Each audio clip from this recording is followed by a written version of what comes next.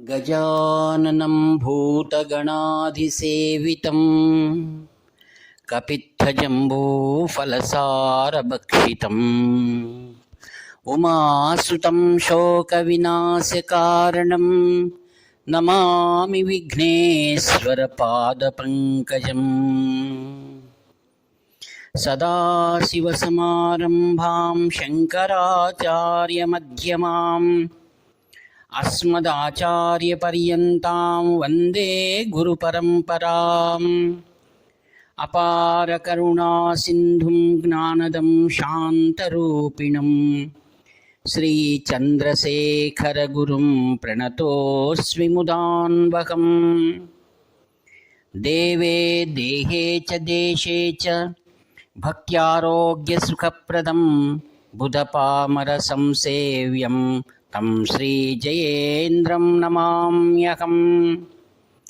नमामः शङ्करान् वाक्यविजयेन्द्रसरस्वतीं श्रीगुरुं शिष्टमार्गानुनेतारं सन्मतिप्रदम्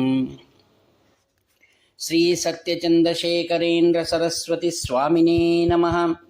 सर्वमङ्गलमाङ्गल्ये शिवे सर्वार्थसाधिके शरण्ये त्र्यम्बके देवी నారాయణి నమోస్తుతే।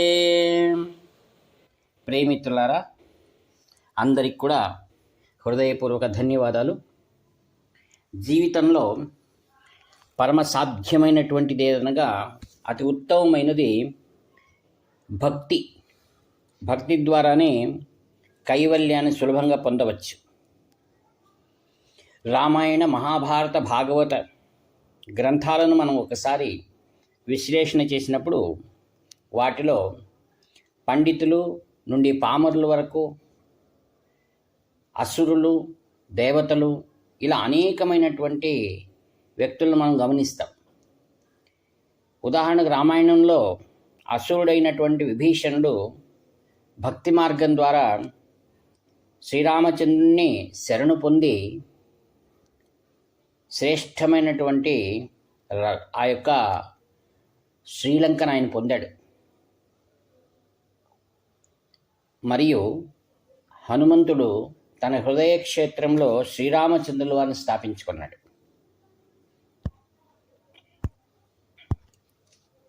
మహాభారతంలో విదురుడు, అక్రూరుడు, ఇలా ఎందరో ఆ యొక్క భగవాన్ విష్ణు యొక్క ప్రత్యక్ష దర్శనాన్ని చేసుకున్నారు.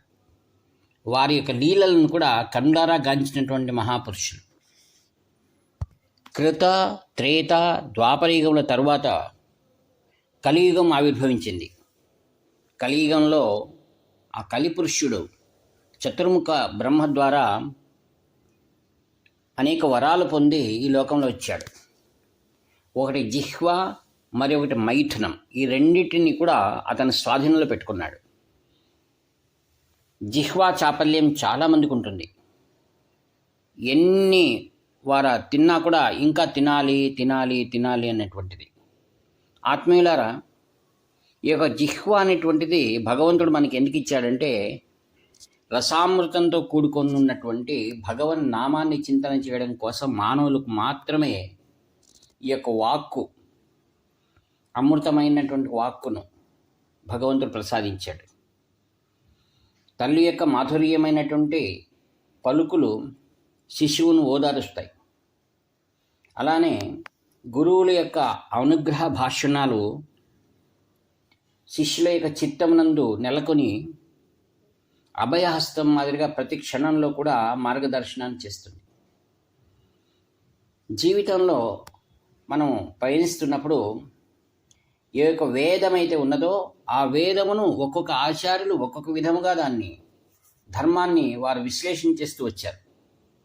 వారి ఉద్దేశం ఏంటంటే ఆయా యొక్క సమాజంలో ఉన్నటువంటి భక్తులకు సులభమైన మార్గాన్ని చూపించడం కోసం వారు ఆ యొక్క విధి విధానాలను అనుసరించి మనకు మార్గం చూపించారని తెలుసుకోవాలి.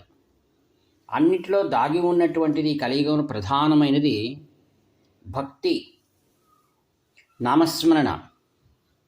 నామస్మరణం ధన్యోపాయం అన్నారు కలియుగంలో. అదొక్కటే.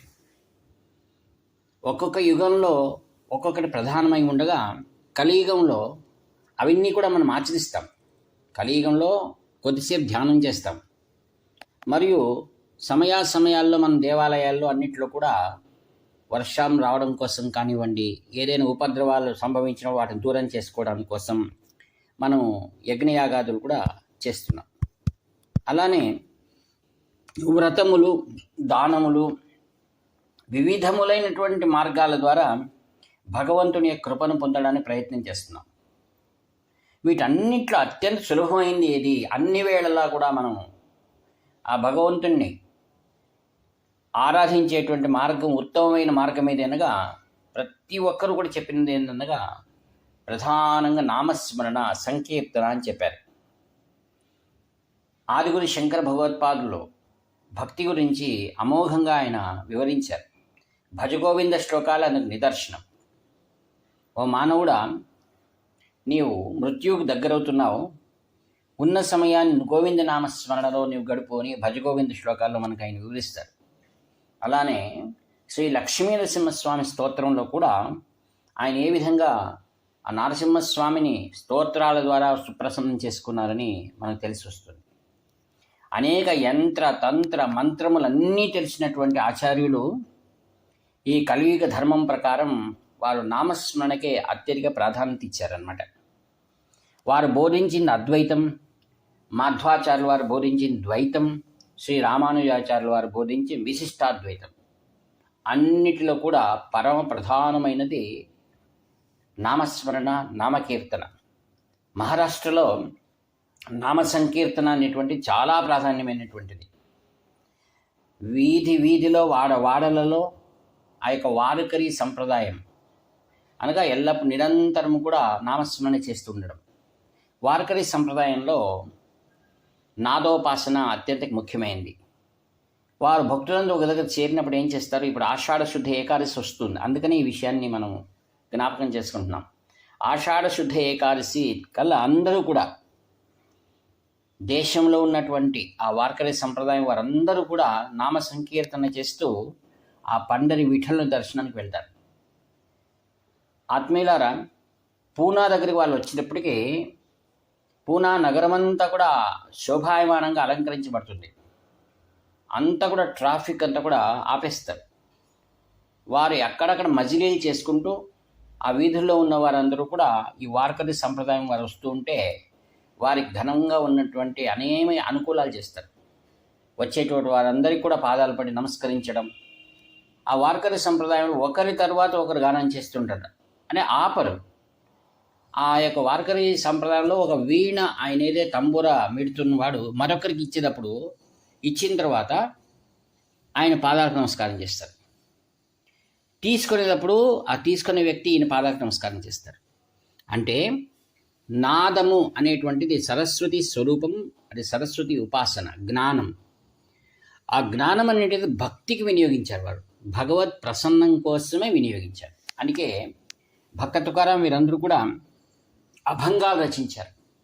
అంటే సులభమైనటువంటి పామర జనములకు కూడా అర్థమయ్యేటటువంటి వేద విషయాలన్నింటినీ కూడా సులభంగా వారు మనకు అందించారు. కీర్తనలు చేసుకుంటూ వారు ఆషాఢ శుద్ధ ఏకాదశిని లక్షలాది జనము ఆ పండర్నాథ్ సన్నిధానాన్ని చేరుకుంటారనమాట. భారతదేశంలో చాలా విభిన్నమైనటువంటి మార్గాలన్నీ ఉన్నాయి. అవన్నీ కూడా పూసగుచ్చినట్లుగా ఆ యొక్క భగవత్ స్వరూపాన్ని మనకు అందిస్తున్నాయన్నమాట. అయితే ఇతర ధర్మాల్లో మనం విశ్లేషిస్తే కేవలం ఒక్క మార్గం మాత్రం వారిలో ఉంది. మన దాంట్లో వారి వారి యొక్క మానసిక స్థితిని బట్టి భిన్న భిన్న మార్గాలను మనకు అందిస్తున్నారన్నమాట. ఏ విధంగా నదీనాం సాగరోగతి అన్నట్టుగా అన్ని నదులు సాగరాన్ని చేరుకుంటాయి. ఈ యొక్క వేదమును సంబంధించినటువంటి అంతంలో వచ్చేదాన్ని వేదాంతము అని అంటారు. ఆ వేదాంతంలో కూడా అనేకమైన విభాగాలు మనం చూస్తున్నాం. అవియే అద్వైతమని, ద్వైతము, విశిష్టాద్వైతం, శుద్ధ అద్వైతం ఇలా ఉన్నాయి. వీటి వలన మనం ఏమైనా గందరగోళంలో పడవలసిన అవసరమే లేదు. కొంతమంది అంటారు ఇన్ని విషయాలు ఉన్నాయి కదా, మనకేమైనా గందరగోళంలో పడతామా? లేదు. అందరికీ కూడా ఈ యొక్క మార్గం ఏమిటి? భక్తి మార్గం, కర్మ మార్గం, జ్ఞాన మార్గం, యోగ మార్గం, సాంఖ్యం అనేటువంటివి ఉన్నాయి. ఇవన్నీ కూడా ఎందుకు? ఒక లక్ష్యాన్ని చేరుకోవడానికి. ఉదాహరణకు ఒక గమ్యాన్ని మనం చేరుకోవాలంటే కొందరు వివిధములైనటువంటి వాహనాలను మనం వాడతారు. కొందరు ద్విచక్ర వాహనం, కొందరు చతుర్విధ వాహనం, మరియు ఆయా పరిసరాల్లో ఏవైనా కూడా నదులు అటువంటివి వస్తే పడవలో, ఇంకా సముద్రం లాంటివి వస్తే స్టీమర్లో, ఇంకా అనుకూలం ఉందంటే మనం విమానాల్లో కూడా మనం గమ్యాన్ని చేరుకుంటాం. అంటే ఋషులు మనకేం చేశారు? ఏకం సత్ విప్రా బహుదా వదంతి అన్నారు. వాళ్ళందరూ కూడా సత్యం ఒక్కటే. పండితులు దాన్నే వివిధ మార్గాల్లో మనకు తెలియజేశారనమాట. ఈ మార్గాలన్నిటికీ మనకు మూలమేమిటి? మూలమైన సత్యం, అది భగవంతుడు. దీంట్లో ఏవి కానీ బాధాకరమైనవి లేవు. ఇవన్నీ కూడా సహాయకారిగానే ఉన్నాయి. అందుకే ఈ మార్గాల్లో మనం ఏది ఎంచుకోవాలనే విషయం అతను గురువు ద్వారా తెలుసుకోవాలి. అయితే ప్రాథమికంగా అందరికీ కూడా భక్తి అనేది చాలా అవసరమై ఉందని మనకు శాస్త్రాలు మనకు తెలియజేస్తున్నాయి. అందుకే నిరంతరం భక్తి చేయడానికి సమయాసమయం ఉంటే భక్తవత్సల నినగే అని కన్నడలో ఓ భాష ఉంది. అంటే నేను నామస్మరణ చేయడానికి సమయాలు ఉన్నాయా అని. ఉదాహరణకు అపమానం పడుతున్నటువంటి ద్రౌపది భయపడకుండా తన చిత్తమును లక్ష్యంగా పెట్టుకొని భగవన్నామాన్ని, కృష్ణ భగవాను నామాన్ని స్మరించినప్పుడు అలా వైకుంఠపురంబులో నగరిలో ఆమూల సౌధంబు దాపల ఉన్నటువంటి వాడు వైకుంఠంలో ఏదో మూలకు అలా నాగేంద్రము, విహ్వల నాగేంద్రము పాహి పాహి అనకు ఉయ్యాలించి సంరంభి అయ్యి అంటాడు భాగవతంలో. ఆ యొక్క ఉయ్యాల్లో కూర్చుని తన భార్యతో కూర్చుని ఆయన పాచికలాడుతూ విలాసంగా ఉన్నటువంటి ఆ భగవంతుడికి ఈమె యొక్క ఆక్రందన, భక్తితో కూడిన పిలుపు వినిపించి అక్కడి నుండే యోగ దృష్టితో గమనించి యోగ విద్యను ఉపయోగించి ఆమెకు వలువలు ఇచ్చారు. ఇది మనం భాగవతంలో చూస్తున్నాం. ఆమెను రక్షించింది ఎవరు? నామస్మరణ. అందుకే అనేక గ్రంథాల్లో ఏం చెప్పారు? నామస్మరణ అనేటువంటిది ప్రాతః పూర్వాహ్నే పరాహ్నే చ సాయం రాత్రా ఏవం పూర్వరాత్రే నిశీతే ప్రత్యూషేపి త్రీశమేకం పదార్థ శ్వాసే శ్వాసే భగవన్నామస్మరణాత్ అన్నారు. చూడండి, భగవన్నామాన్ని మనం ఎలా స్మరించమని చెప్పారు వారు? ప్రాతః ఉదయమే, అంటే సూర్యోదయానికి పూర్వమే, లేదా మధ్యాహ్న కాలంలో. అపరాహ్నం అంటే సాయంకాలం, అంటే మధ్యాహ్నం, మరి 12 నుంచి 4 గంటల లోపల అపరాహ్నం. మరియు సాయంకాలంలో, లేక రాత్రి. కొంతమంది మాకు రాత్రి నిద్ర రావటం లేదంటారు. ఆ రాత్రి నిద్ర రానప్పుడు లేచి కూర్చొని భగవన్నామాన్ని చేయాలి. అర్ధరాత్రి కూడా. ప్రత్యూషేపి త్రీశమేకం పదార్థ, అంటే ఎల్లప్పుడూ కూడా త్రికాలంలో కూడా. మరియు అంటాడు శ్వాస శ్వాసే, శ్వాసంలో కూడా మనము భగవన్నామాన్ని అది అనుసంధానం చేసుకోవాలట. అది స్వయంగా అలానే జరిగిపోతుండాలి. అటువంటి యోగాన్ని మనం అభ్యాసం వల్ల మనకు లభ్యమవుతుంది. ఎప్పుడైతే ప్రతి శ్వాసలోనూ భగవన్నామాన్ని మనము అనుసంధానం చేసుకుంటున్నప్పుడు భగవంతుడు శ్వాస రూపకంలో మనలో నిరంతరం ఉంటూ అనేకమైనటువంటి నెగటివ్ ఎనర్జీస్ రానికుండా చూస్తాడు ఆయన. అందుకే ఈ ఆసురీ శక్తి అనేటువంటి కలియుగంలో కూడా ఉంది. పూర్వంలో కృత త్రేత ద్వాపరయుగాల్లో ప్రత్యక్షంగా మనకు అసురులు రాక్షసులు కనపడేటుంటారు. అయితే ఈ కలియుగంలో అలా కాదు. మానవుల్లోనే విభిన్నమైన పాత్రలను పోషిస్తున్నారు ఈ అసురులు, దుష్టశక్తులన్నీ కూడా. వీటి బాధ నుండి మనం కాపాడుకోవడానికి మన యొక్క ఆత్మకు ఆ యొక్క ఆవారంగా ఉంటుంది. ఇలా తిరుగుతుండే చక్రం మాదిరి మన శరీరం అంతటి కూడా పరిభ్రమిస్తూ ఉంటుంది. ఏది? నామం. అందుకే కొంతమంది మహర్షుల దగ్గర మనం వెళ్తున్నట్టే మహాత్ముల దగ్గరికి మన మనసు శాంతిస్తుంది. అందుకే ఒక శిష్యుడు అడుగుతాడు గురువును, నేను గురువును ఎలా నేను తెలుసుకోవాలన్నప్పుడు ఆయన చెప్తారు, ఎవరి వద్దకు నీవు వెళ్ళినప్పుడు నీ చిత్తం శాంతిస్తుందో, అనగా ఈ యొక్క విలయ తాండవంలాగా చలిస్తున్నటువంటి నీ మనస్సు వారి యొక్క అంతరంగ శక్తి ద్వారా ఆ ప్రదేశంలో వెళ్తున్నట్టే ప్రశాంతత తానుగా అది ఏర్పడుతుందట.